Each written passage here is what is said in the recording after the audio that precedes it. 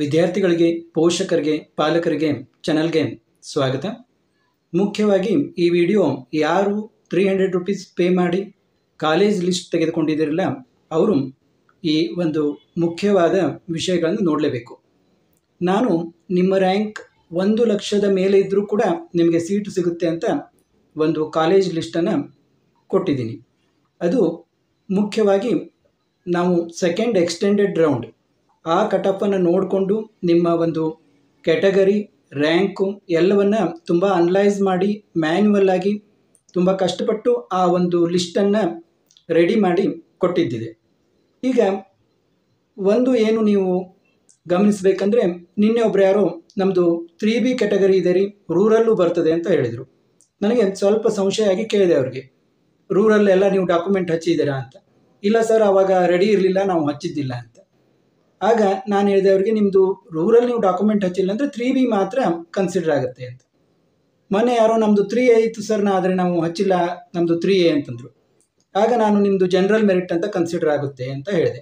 ಹೀಗೆ ನಿಮ್ಮ ಕ್ಯಾಟಗರಿಯನ್ನು ನಿಜವಾಗಿ ಏನು ನೀವು ನಿಮ್ಮ ಕ್ಯಾಟಗರಿ ಮತ್ತು ನಿಮಗೆ ಏನಾದರೂ ಕೋಟಾಗಳಿದ್ದರೆ ಅವನ್ನ ನೀವು ಸರಿಯಾಗಿ ಡಾಕ್ಯುಮೆಂಟ್ಗಳನ್ನು ಪ್ರೊಡ್ಯೂಸ್ ಮಾಡಿದರೆ ಮಾತ್ರ ಅವು ಅಪ್ಲಿಕೇಬಲ್ ಆಗ್ತವೆ. ಇಲ್ಲಾಂದರೆ ನೀವು ಜನರಲ್ ಮೆರಿಟ್ ಕ್ಯಾಟಗರಿಯಲ್ಲಿ ಬಂದುಬಿಡ್ತೀರಿ. ಇಲ್ಲಿ ಇನ್ನೊಂದು ಮುಖ್ಯ ವಿಷಯವನ್ನು ನೀವು ಗಮನಿಸಬೇಕು. ನೀವು ನಾನು ಸಿವಿಲ್ ಮಾಡ್ತೀನಿ, ಮೆಕ್ಯಾನಿಕಲ್ ಮಾಡ್ತೀನಿ ಅಂತ ಹೇಳಿರ್ತೀರ.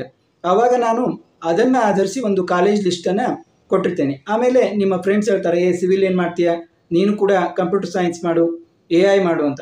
ಆವಾಗ ಆ ಏನು ನಾನು ಒಂದು ಕೊಟ್ಟಿರ್ತೀನಲ್ಲ ಆ ಲಿಸ್ಟ್ ಪ್ರಕಾರ ನೀವು ಆಪ್ಷನ್ ಎಂಟ್ರಿ ಮಾಡದಿದ್ದರೆ ನಿಮಗೆ ಆ ಒಂದು ಕಂಪ್ಯೂಟರ್ ಸೈನ್ಸು AI ಸೀಟು ಸಿಗದೇ ಹೋಗ್ಬೋದು. ಯಾಕಂದರೆ ಆ ಒಂದು ನಾನು ಏನು ಲಿಸ್ಟ್ ಕೊಟ್ಟಿರ್ತೀನಲ್ಲ ಅದು ಸಿವಿಲ್ ಕೋರ್ಸ್ಗೆ ಸಂಬಂಧಿಸಿದ್ದಾಗಿರ್ತದೆ.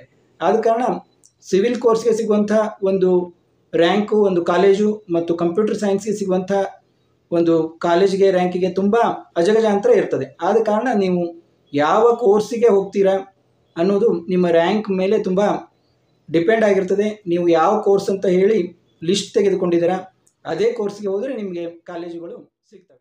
ಈಗ ನೀವು ಯಾವ ಕ್ಯಾಟಗರಿ ಮತ್ತು ನಮಗೆ ಏನು ಒಂದು ಕೋಟಾಗಳಿವೆ ಅಂತ ಹೇಳಿದರೆ ಅದರ ಪ್ರಕಾರ ನಾನು ಲಿಸ್ಟ್ ಮಾಡಿ ಕೊಟ್ಟಿದ್ದಿದೆ.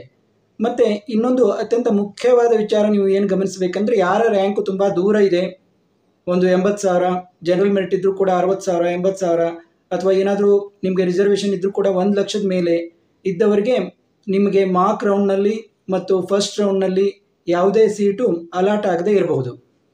ಏಕೆಂದರೆ ಹೀಗೆ ಏಕಾಗ್ತದೆ ಅನ್ನೋದನ್ನು ಇಲ್ಲೊಂದೆರಡು ಉದಾಹರಣೆ ಹೇಳಿ ನಿಮಗೆ ಹೇಳ್ತೀನಿ. ಈಗ ಒಂದು ನೋಡಿ, ಅಮಿಟಿ ಯೂನಿವರ್ಸಿಟಿ ಅಂತ E302 ಇದರ ಒಂದು CET ಕೋಡು. ಇಲ್ಲಿ ರೌಂಡ್ 1ನಲ್ಲಿ cut off computer science general ಮೆರಿಟ್ದು 55,368 ಇದೆ ರೌಂಡ್ 1ನಲ್ಲಿ. ರೌಂಡ್ 2ಅಲ್ಲಿ ನೋಡಿ 71,176 ನೋಡಿ, ಆಲ್ಮೋಸ್ಟ್ ಒಂದು 16,000 ಜಂಪ್ ಆಯಿತು. ಇನ್ನು ಎಕ್ಸ್ಟೆಂಡೆಡ್ ರೌಂಡ್ನಲ್ಲಿ 81,962 ಅಂದರೆ ಫಸ್ಟ್ ರೌಂಡಿಗೂ ಮತ್ತು ಎಕ್ಸ್ಟೆಂಡೆಡ್ ರೌಂಡಿಗೂ ಸುಮಾರು 26,000 ಅಂದರೆ 25ರಿಂದ 25,000ಇಂದ 26,000 ಜಂಪ್ ಆಯಿತು. ಮತ್ತು ಇನ್ನೊಂದು ಉದಾಹರಣೆ ಕೊಡ್ತೀನಿ. E171 Brindavan college of engineering, Yelahanka ಬೆಂಗಳೂರಲ್ಲಿ ಇರುವಂಥ ಕಾಲೇಜು. ಇಲ್ಲಿ ನೋಡಿ, ಇದರ ರೌಂಡ್ 1 ಕಟ್ ಆಫು 65,681 ಇದೆ. ರೌಂಡ್ 2ದ್ದು 82,563 ಇದೆ. ಅಂದರೆ ಇಲ್ಲೂ ಕೂಡ ಒಂದು ಆಲ್ಮೋಸ್ಟ್ 16,000 ಗ್ಯಾಪು. ಆಮೇಲೆ ಎಕ್ಸ್ಟೆಂಡೆಡ್ ರೌಂಡ್ನಲ್ಲಿ 90,153 ಇದೆ. ಅಂದರೆ ಇಲ್ಲೂ ಕೂಡ ಒಂದು 25,000 ಗ್ಯಾಪ್ ಆಯಿತು ಫಸ್ಟ್ ರೌಂಡ್ಗೆ ಮತ್ತು ಎಕ್ಸ್ಟೆಂಡೆಡ್ ರೌಂಡ್ಗೆ. ಇಲ್ಲಿ ಇನ್ನೊಂದು ನಿಮಗೆ ಉದಾಹರಣೆ ಕೊಡ್ತೀನಿ ನೋಡಿ, ಇದು ತುಂಬ ಇಂಪಾರ್ಟೆಂಟ್. E297 ಇದರ ಒಂದು code. Aditya college of engineering, ಇದು ಯಲಹಂಕ ಬೆಂಗಳೂರಲ್ಲಿ.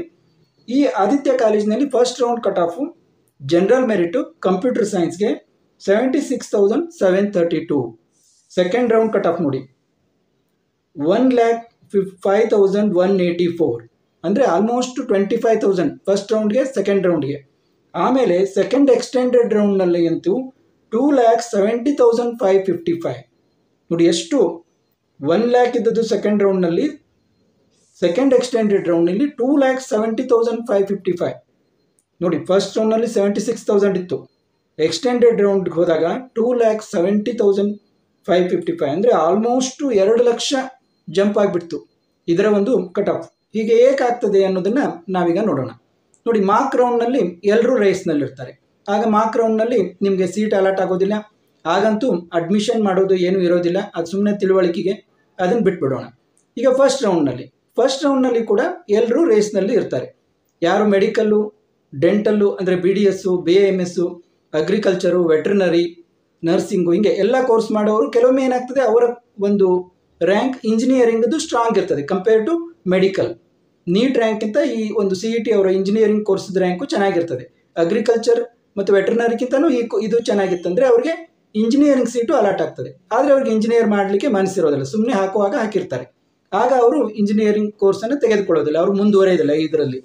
ನಂತರ ಅವರು ಬೇರೆ ಕಡೆ ವಿಚಾರ ಮಾಡ್ತಾರೆ. ಆವಾಗ ಸೆಕೆಂಡ್ ರೌಂಡ್ನಲ್ಲಿ ಏನಾಗ್ತದೆ, ಆ ಒಂದು ಅಲ್ಲಿಂದ ಜಂಪ್ ಆಗ್ತದೆ. ಯಾರ್ಯಾರು ಇಂಜಿನಿಯರಿಂಗ್ ಕೋರ್ಸ್ ತೆಗೆದುಕೊಳ್ಳೋದಿಲ್ಲ ಅಥವಾ ಅವ್ರಿಗೆ ನಮಗೆ ಇದಕ್ಕಿಂತ ಒಳ್ಳೆ ಕಾಲೇಜು ಸಿಗೋದಿಲ್ಲ ಅಂತ ಅವ್ರು ಮೊದಲೇ ವಿಚಾರ ಮಾಡಿ ಮ್ಯಾನೇಜ್ಮೆಂಟ್ ಕೋರ್ಸ್ಗೆ ಹೋಗ್ಬಿಡ್ತಾರೆ. ಹೀಗಾಗಿ ಜಂಪ್ ಆಗ್ತದೆ. ಸೆಕೆಂಡ್ ರೌಂಡ್ನಲ್ಲಿ ಏನಾಗ್ತದೆ ಅಂದರೆ, ಸೆಕೆಂಡ್ ರೌಂಡ್ನಲ್ಲಿ ನೀವು ಸೀಟನ್ನು ವಿತ್ಹೋಲ್ಡ್ ಮಾಡಬೇಕಂದ್ರೆ ಫೀಸನ್ನು ತುಂಬಲೇಬೇಕು. ಇಲ್ಲಿ ಒಂದು ಮೇಜರ್ ಚೇಂಜ್ ಆಗ್ತದೆ. ಫೀಸನ್ನು ಯಾವಾಗ ಫೀಸ್ ತುಂಬಬೇಕು ಅಂದಾಗ ಗಂಭೀರವಾಗಿ ವಿಚಾರ ಮಾಡಲಿಕ್ಕೆ ಪ್ರಾರಂಭ ಮಾಡ್ತಾರೆ. ಕೆಲವೊಮ್ಮೆ ವಿದ್ಯಾರ್ಥಿನಿಯರಿರ್ತಾರೆ, ಅವರ ಫಾದರ್ ಜಾಸ್ತಿ ತಲೆ ಕೆಡಿಸ್ಕೊಂಡಿರೋದಿಲ್ಲ. ಆಗ ಅವರು ಬೆಂಗಳೂರಿಗೆ ಏನು ಹೋಗ್ತಾರೆ, ಇದಕ್ಕೇನು ಹೋಗ್ತಾರೆ, ಬೇಡ ಇಲ್ಲೇ ಇದ್ದೂರಲ್ಲಿ ಕಲೀಲಿ, ಇಷ್ಟು ಫೀಸ್ ಇದೆ ಮ್ಯಾನೇಜ್ಮೆಂಟದ್ದು, ನಾನು ಮ್ಯಾನೇಜ್ಮೆಂಟ್ ಹಚ್ಚಿಬಿಡ್ತೀನಿ, ಅಲ್ಲಿ ಬೆಂಗಳೂರಿಗೆ ಮೈಸೂರಿಗೆ ಹೋಗೋದು ಬೇಡ ಅಂತ ಅಂತಾರೆ. ಅಥವಾ ಅದೇನು ಅಷ್ಟೊಂದು ಒಳ್ಳೆ ಕಾಲೇಜಿಲ್ಲ ಸಿಕ್ಕಿದ್ದು, ಆ ಕಾಲೇಜು ಬೇಡ, ಇಲ್ಲೇ ಮನೆ ಹತ್ರದಲ್ಲೇ ಇನ್ನೊಂದು ಕಾಲೇಜ್ ಇದೆ ಚೆನ್ನಾಗಿದೆ, ಅಲ್ಲೇನು ಡೊನೇಷನ್ನು ಭಾಳಿಲ್ಲ, ಫೀಸ್ ಭಾಳಿಲ್ಲ, ಅಲ್ಲಿ ಹಚ್ತೀನಿ ಅಂತ. ಹೀಗಾಗಿ ಆಗ ಟೈಮು ಕೂಡ ಒಂದು 2 ದಿನ ಕೊಟ್ಟಿರ್ತಾರೆ KEAದವರು. ಇವರು ಏನು ಮಾಡ್ತಾರೆ, ಆ ಟೈಮ್ನಲ್ಲಿ ಡಿಸೈಡ್ ಮಾಡಿ ಈ ಒಂದು CET ಸೀಟನ್ನು ತೆಗೆದುಕೊಳ್ಳೋದಿಲ್ಲ. ಇವರು ಬಿಟ್ಬಿಡ್ತಾರೆ. ಇವರು ಬಿಟ್ಟು ಆ ಒಂದು CET ಪ್ರಕ್ರಿಯೆಯಿಂದ ಇವರು ಫೀಸನ್ನು ತುಂಬದೇ ಇರೋದ್ರಿಂದ ಇವರು ಒಂದು ಸೀಟನ್ನು ವಿತ್ಹೋಲ್ಡ್ ಮಾಡಿಕೊಂಡ್ರೆ ಫೀಯನ್ನು ತುಂಬಲೇಬೇಕಾಗ್ತದೆ. ಆದರೆ ಇವರು ಅದನ್ನು ಮಾಡೋದಿಲ್ಲ. ಆಗ ಏನಾಗ್ತದೆ, ಇಲ್ಲಿ ಒಂದು ನಮಗೆ ಮೇಜರ್ ಚೇಂಜ್ ಕಾಣಿಸಿಗುತ್ತದೆ.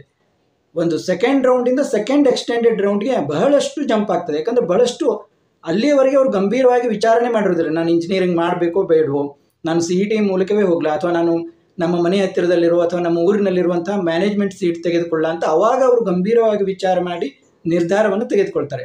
ಅಲ್ಲಿಯವರೆಗೆ ಅವರ ತಂದೆ ತಾಯಿಗಳು ಬಹಳಷ್ಟು ಗಂಭೀರವಾಗಿರೋದಿಲ್ಲ, ಸ್ಟೂಡೆಂಟ್ ಕೂಡ ಗಂಭೀರವಾಗಿರೋದಿಲ್ಲ. ಹಾಗಾಗಿ ಸೆಕೆಂಡ್ ಎಕ್ಸ್ಟೆಂಡೆಡ್ ರೌಂಡ್ನಲ್ಲಿ ತುಂಬ ಒಂದು ಮೇಜರ್ ಏನಾಗ್ತದೆ, ಚೇಂಜ್ ಆಗ್ತದೆ. ಬಹಳಷ್ಟು ರ್ಯಾಂಕ್ ದೂರ ಹೋಗುವಂಥ ಸಾಧ್ಯತೆ ಇರ್ತದೆ. ಆದ ಕಾರಣ ನಾವು ಆ ಒಂದು ಸೆಕೆಂಡ್ ರೌಂಡ್ ಎಕ್ಸ್ಟೆಂಡೆಡ್ ರೌಂಡನ್ನು ಕನ್ಸಿಡರ್ ಮಾಡಿ ನಿಮ್ಮ ಒಂದು ರ್ಯಾಂಕ್ ಎಷ್ಟೇ ದೂರ ಇದ್ದರೂ ಕೂಡ ನಿಮಗೆ ಒಂದು CET ಮುಖಾಂತರ ಸೀಟು ಸಿಗುತ್ತೆ ಅಂತ ಹೇಳ್ತೀವಿ. ಮತ್ತು CET ಮೂಲಕ ಸೀಟು ತೆಗೆದುಕೊಳ್ಳುವುದ್ರ ಏನೇನು ನಿಮಗೆ ಒಂದು ಲಾಭ ಇದೆ ಅಂತಂದರೆ, ಮೊದಲನೇದು ನಿಮ್ಮದು ಫೀಸ್ ಕಡಿಮೆ ಆಗುತ್ತೆ, ಮತ್ತು ನಿಮಗೆ ಮುಂದೆ ಸ್ಕಾಲರ್ಶಿಪ್ಗಳು ಕೂಡ ದೊರೆಯುವ ಸಾಧ್ಯತೆ ಇರ್ತದೆ. ಈಗ ನೀವು ಮ್ಯಾನೇಜ್ಮೆಂಟ್ ಸೀಟ್ಗೆ ಒಂದು 4 ಲಕ್ಷ 5 ಲಕ್ಷ ಫೀಸ್ ತುಂಬಿಕೊಂಡು ನೀವು ಮ್ಯಾನೇಜ್ಮೆಂಟ್ ಸೀಟಿಗೆ ಹೋದಾಗ ನೀವು ಸ್ಕಾಲರ್ಶಿಪ್ಗೆ ಅರ್ಹತೆಯನ್ನು ಪಡೆದುಕೊಳ್ಳೋದಿಲ್ಲ. ಅದೇ ನೀವು CET ಮುಖಾಂತರ ಸೀಟನ್ನು ಪಡೆದುಕೊಂಡಿದ್ದ ಆದರೆ ಮತ್ತು ನೀವು OBC ವರ್ಗಕ್ಕೆ ಸೇರಿದವರಾದರೆ ನಿಮಗೆ ಬಹಳಷ್ಟು ಸ್ಕಾಲರ್ಶಿಪ್ಗಳು ಸಿಗುವ ಸಾಧ್ಯತೆ ಇರ್ತದೆ. ಕೆಲವೊಮ್ಮೆ ವರ್ಷಕ್ಕೆ 60,000ದಿಂದ 70-80,000ದವರೆಗೆ ಸ್ಕಾಲರ್ಶಿಪ್ಗಳು ದೊರೀತವೆ. ನಿಮಗೆ 4 ವರ್ಷದಲ್ಲಿ 2-3 ಲಕ್ಷ ನಿಮಗೆ ಸ್ಕಾಲರ್ಶಿಪ್ಪೇ ಬಂದುಬಿಡ್ತದೆ.